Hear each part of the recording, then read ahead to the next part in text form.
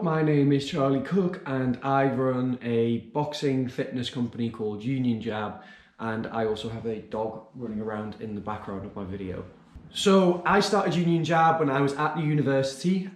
So when I came, there was no competitive team at the uni, and myself and other boxing committee members worked very hard, and I did my coaching certifications alongside my degree in nutrition and marketing, because at the time I was working as a personal trainer. So I used that experience, combined it with my experience of coaching for the Newcastle University team when we were trying to build a competitive team there. And I found I was incredibly passionate about bringing boxing to people that typically were not motivated to exercise or felt that they'd been left out of exercise in the past.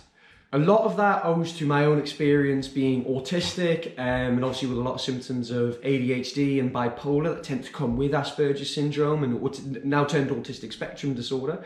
So when I made my company, it was more about trying to create an environment where people felt comfortable to participate with one another and didn't feel it was a hyper-competitive environment, because personally I didn't really enjoy the competitive world. It was a bit too overstimulating. So I tried to just bring everything back to the passion of the sport.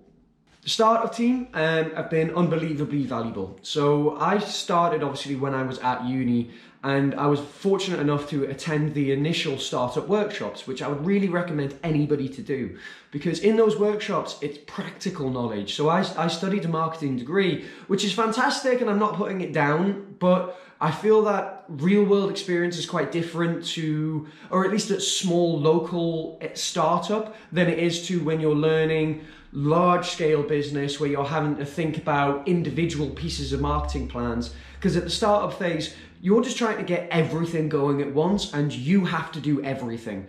So trying to pull all of that together in a way that one person can do while studying or whilst working full time, the startup team make it really approachable for people, and they give that information and make it really accessible, so you know exactly how to start a business today at grassroots level with exactly what you've got. I then went on and I did the Applied Entrepreneurship course, which was available when I was at uni.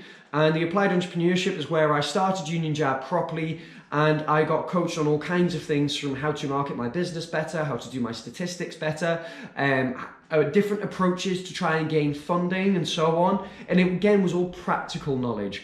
I was never great as a student. I wasn't great for book learning. I was more focused on how can I achieve a specific goal, and that's entirely what startup is about. I left university and I got a job in marketing, and it was all great, but I really missed what I was doing with Union Jab when I was at uni, and I really missed coaching people one-to-one.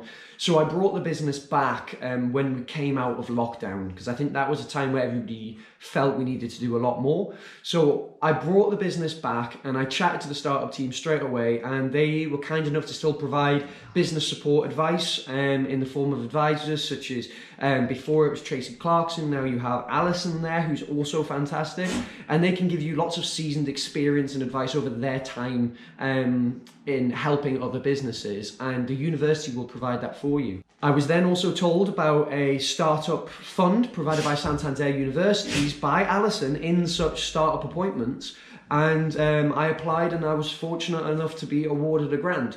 And that grant has changed a lot of things for the business, because, you know, not falling into a lot of the classification, there's not a lot of funding available for us to try and provide these services, and this is what I do full time. So that funding has allowed us to afford equipment we never would have been able to afford for at least a year otherwise. It's allowed for marketing spend, which is what most of it's been used for. We've had help with Google Analytics and getting the website set up and all the page set up. So it's been a massive impact in being able to funnel not only the funding into the required help to keep the business going and help it at this very early growth phase, but the university is also helped by helping to provide interns who can therefore benefit from learning the reality of a startup business and having to do every single task yourself. So you have to know graphic design, you have to know SEO, you have to know social media. So having that help as well to work with the university and help train other students in how to start a business is absolutely invaluable. My advice to anybody who wants to get started in the process of starting a business is always just start. Give yourself a budget, say 50 quid. Don't go overboard. Just find something you're passionate about and see if there's a way you can make it profitable. There's plenty of books, there's plenty of resources, but there's also the startup team. So get yourself booked in for a meeting, have a chat with them, go through the startup workshop and see if it's right for you, and see if you're prepared to put the level of work in that's required for startup. And you might find a good team there. I still have friends that I met from the startup course, and they've gone on to be incredibly successful and completely overtake me and overlap me. So it's a good place to network, and it's a good place to meet like-minded people.